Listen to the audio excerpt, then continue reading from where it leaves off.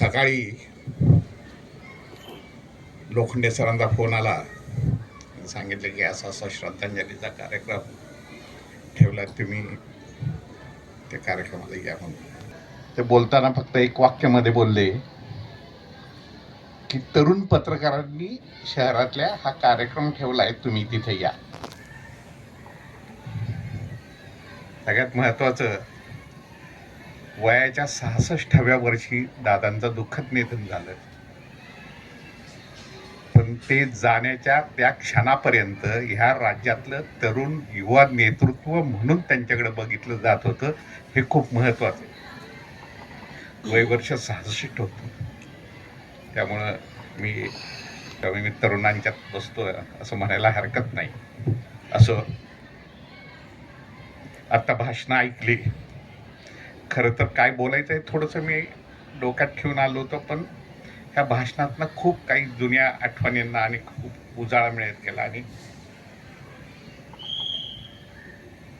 साधारणतः 1991 म्हणजे 1991चाच काळ. दादा ह्या कोणालाच माहीत नव्हते. अजित पवार कोण हे विशेष कोणालाच माहीत नव्हतं. पहिल्यांदा त्यांची PDCC वरती डायरेक्टर म्हणून नियुक्ती झाली आणि ते PDCCचे चेअरमन झाले. भोसरीतला प्रमोद दादा गायकवाड हा त्यावेळेस PDCCचा उपाध्यक्ष झाला. चिलेकरांना प्रमोद गायकवाड हे व्यक्तिमत्व माहीत असेल. एका वेगळ्या क्षेत्रातलं होतं आणि त्याला त्या क्षेत्रातनं बाहेर आणून समाजकारणामध्ये, राजकारणामध्ये आणण्यामध्ये माझा खूप मोठा वाटा होता. आणि तो तिथून म्हणजे अतिशय तळागाळातलं आणि अतिशय वेगळं व्यक्तिमत्व, तो एवढ्या स्तरापर्यंत पोहोचला की तो PDCCचा उपाध्यक्ष झाला. अचानक त्याचा मला फोन आला की मी प्रेसवरती येतोय म्हणून. म्हटलं ये. नाही म्हणा, कोणाला तरी घेऊन येतोय. म्हटलं कोणाला घेऊन येतोय? म्हटलं येतो, थांब तर. म्हटलं बर. आता हा PDCCचा उपाध्यक्ष झाल्यानंतर पहिल्यांदा माझ्याकडे येतोय म्हटलं तर थोडंसं मी पण थोडंसं म्हटलं त्याला बुके बिके आणून काहीतरी असं हे करावं, तयारी करून ठेवलेली होती. आणि अचानक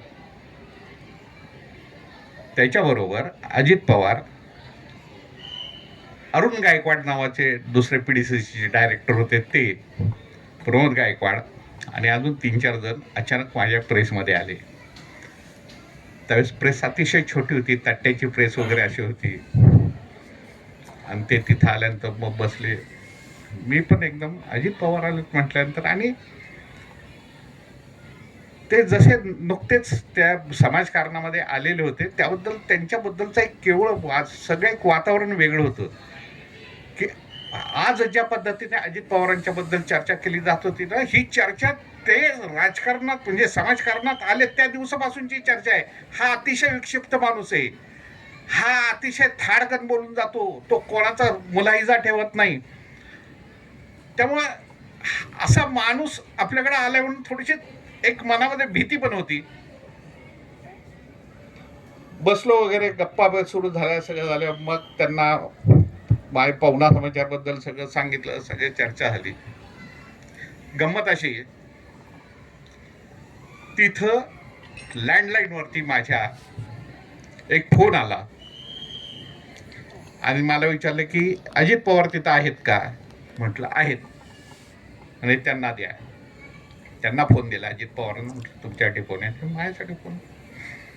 मग बघितलं आणि तिथं माझ्या प्रेसमध्ये असताना त्यांना निरोप मिळाला की बारामती लोकसभा मतदारसंघातनं त्यांना उमेदवारी जाहीर झालेली, पोटनिवडणूक होती. पवारसाहेबांनी राजीनामा दिला होता. ते मुख्यमंत्री झाले आणि केंद्रामध्ये ते रिकामा झाल्यावर त्या पिंपरी चिंचवड ही बारामती लोकसभा मतदारसंघाचा भाग होता. आणि त्यावेळेस तिथं त्यांना पहिल्यांदा त्यांच्या राजकीय आयुष्याची सुरुवात माझ्या प्रेसमधनं झाली. हे मला अभिमानाने. आणि हा किस्सा त्यांनी स्वतः महापालिकेमध्ये जो भावी कांबळे पत्रकार कक्षाचं उद्घाटन होतं त्या दिवशी त्या जाहीर भाषणामध्ये त्यांनी सांगितलं की माझ्या राजकीय आयुष्याची सुरुवात पवना समाचारमधनं झाली. हा त्यांचा प्रवास तिथनं पुढं हळूहळू हळूहळू जे बऱ्याच वेळा त्यांच्याबरोबर व्यक्तिगत भेटीचे प्रसंग आले. तो जो काळ होता, मी बाकीच्या आत्ताच्या लेटेस्टच्या ह्याच्यामध्ये जास्त जात नाहीत, तुम्ही सगळेजण बरेचसे नवे आहात, काही जुने, विवेक सर झालं किंवा चिलेकर सर झालं, सुनील लांडगे झालं, माने सर झाले, हे आम्ही काही जुने की ज्यांनी हा प्रवास पाहिलेला आहे. त्यावेळेस म्हणजे अजित पवार पिंपरी चिंचवडच्या राजकारणात येण्यापूर्वी संपूर्ण महानगर म्हणजे हे सगळं काँग्रेसच्या ताब्यात होतं, म्हणजे काँग्रेसची सत्ता होती. पण काँग्रेसच्या अंतर्गत दोन गट होते, एक रामकृष्ण मोरेंचा गट आणि दुसरा अशोक तापकीरचा गट. अशोक तापकीर हे त्यावेळेचे इथले विधानसभेचे आमदार होते आणि मोरेंचा गट अतिशय प्रभावशाली होता आणि तापकीरचा गट त्या मानाने थोडासा हे होता. पण सातत्याने म्हणजे रामकृष्ण मोरेंना चुकीच्या कामांपासून किंवा हे जे काही अडवण्याचं काम अशोक तापकीर अतिशय निर्भीडपणे आणि अतिशय ह्यानी करत होता. मध्ये हे हा जो कॉन्ट्रोवर्सीचा काँग्रेस अंतर्गत हा कॉन्ट्रोवर्सीचा काळ होता आणि थोडासा अशोक तापकीर जेव्हा बॅकफुटला पडायला लागले